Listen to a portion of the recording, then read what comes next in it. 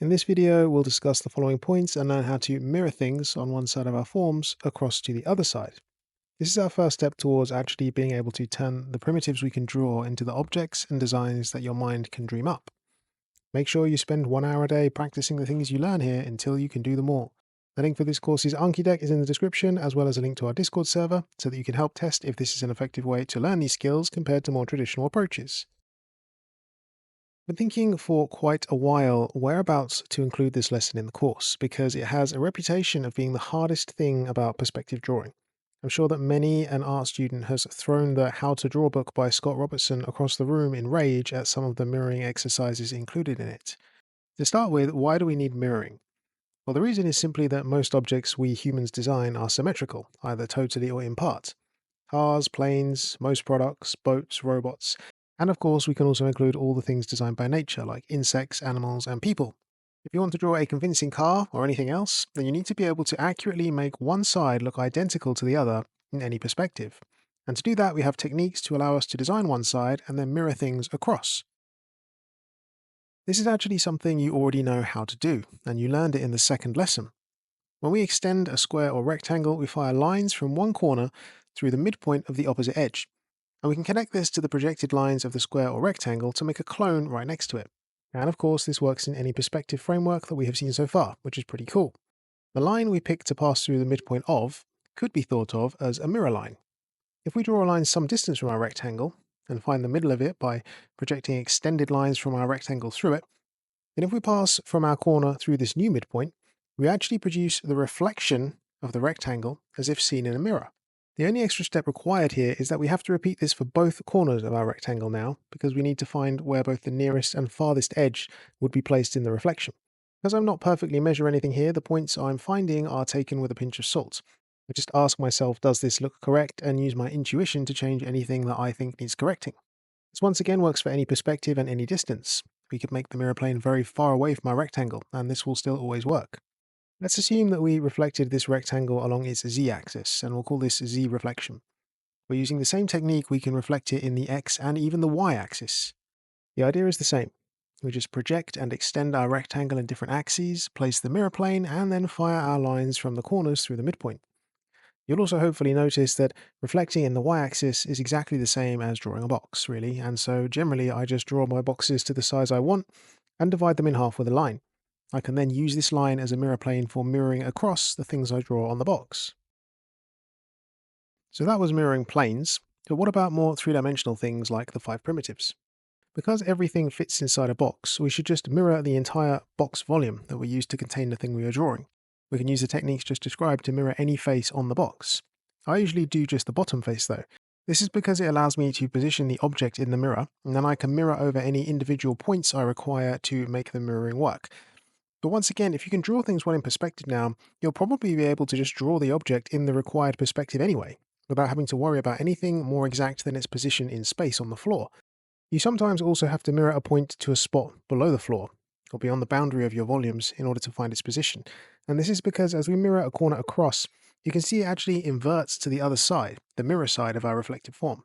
This is also a great way to check your work is correct. The idea is that we can install these mirror planes at any point in our drawing to aid us in mirroring points.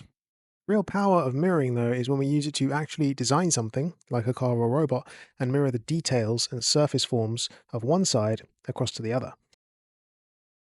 We haven't actually gotten into designing things yet, but before we get into it, I think it's worth being able to mirror the cardinally aligned planes, as you've seen, as well as both tilted and rotated planes, and this is where things get tricky again.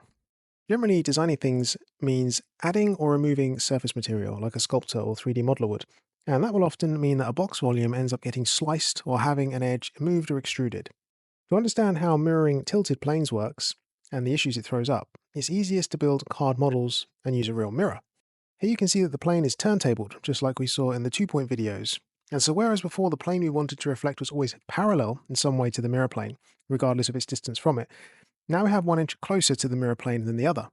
This actually helps us out, believe it or not. You see, we can actually continue projecting the tilted plane until it hits the mirror. And this will be the line we can then use to draw the version in the mirror itself. But how do we know where to fire this line to? We need to somehow figure out where the other end is. The easiest way to handle this, in my opinion, is to once again always draw your objects inside their box volume. If we draw a box around this plane, you can see that we can figure out where the box is very easily in the mirror, and then use our extended lines to fire back to the corner we found on the mirror side. This means using everything you know plus the one extra trick of drawing a line to the mirror and then firing back inside it. This will once again work no matter how we turntable the plane and no matter how far away the mirror plane is from our object. Drawing boxes is all you really need to be able to draw anything. This works with a turntabled plane, but what about if we tilt the plane in a different axis? So long as we tilt the plane in just one axis, then this method works. You can see that we just have to make sure the line we project to the mirror plane is the line that leads or points towards the mirror. And if we remember to contain this tilted plane within a box volume, then it's really simple. You can see here that for a plane that's tilted in such a way that it appears sloped, we have to ping a line to the mirror plane downwards, not along the floor plane. Also note that drawing all these lines is messy and confusing. But despite all that, this approach does work well for single axis rotations. The issue is when we tilt a plane in more than a single axis. To clarify, this means we tilt the plane in a single axis like before, but then we tilt or rotate it in another axis as well, maybe all three axes. This is like what we saw when we studied three-point perspective, the free rotation of objects in any axis at all. Now we have no alignment whatsoever with the mirror plane. But don't worry, because as you can see, we can once again just consider this inside a box, and then it becomes very easy to find its position. But it's not actually so easy to reflect this time. The Scott Robertson books treats these as planes, but I always treat them as boxes, like in the previous example. I imagine that the box I want to draw has been rotated the same as the plane we want to mirror. This means I actually just have a rotated box, which I know how to draw very easily, and I can then just slice one side or extrude an edge to make the tilt in the other axis. It's then just a case of mirroring my points to the other side in the same way that we saw for the previous examples, with one small exception. Whereas it's not too bad working out the position of points on the floor, we actually have no way of knowing exactly where the upper corners are located in space. And so how do we place these exactly? I can figure out the exact line these upper corner points will be located on the floor. Once I do that, I project them upwards, taking into account any convergence, and I can figure out their exact position in the mirror. It's an absolute pain to perform, and without a doubt the hardest thing to try and map out accurately. And I hardly ever use this unless I'm drawing stuff like spaceships, where something like the tail fins are an angled symmetrical pair. It's easier to just trace a 3D render, or build a card model with the angles you want, and just reference that. Also, whereas before we only had to project the floor line to the mirror, here we have to do it for the floor and the top edge of our multi-rotated plane. And also, usually the line that would result from our top edge drawn on the floor in plan view. Hopefully you can see how the box footprint is a plan view of the sloped plane projected onto the floor. Mirroring planes like this can sometimes make you really question whether your results are correct, because it's possible that the reflection will be virtually flat as you look down it. Such is the degree of foreshortening taking place from your view position. That's another reason why I recommend building simple card or paper models from folded pieces. It's another example of studying the world around you to see the perspective happening for real. Many artists like James Gurney build models to help them draw and paint, and it's so quick and simple in this case to make these little card models that the little effort it requires is worth it for the huge gains in understanding that it will reward you with. Now, as mentioned in my previous videos, I never measure things, and when quickly sketching, I believe close enough is good enough. So is this still the case when I'm mirroring? Well, yes and no. Once again, for professional work, I would absolutely plan these properly, but when sketching, I just wing it. I draw as little as I need to in order to be able to make a good and informed decision about where to draw the forms I want to mirror across, and this will depend on the complexity of the form, the perspective I'm choosing to use, and the view angle. I suggest drawing whatever you have to for making the drawing as good as you can, for as little effort as you can get away with. Once again, it's worth spending time sketching objects that are symmetrical so that you can begin to develop an intuitive feel for how to reflect things. This is why I spend so much time drawing toys and other simple objects I find on Pinterest or in charity stores. They often feature pretty simple forms that aren't too hard to visualize and mirror across. The other thing that helps hugely with this is ghosting. If you can draw all the objects, including the sides that are not visible, then it becomes quite easy to figure out exactly how the forms are being mirrored through the interior of the volume. And then it's just a case of carefully managing the silhouette of the object.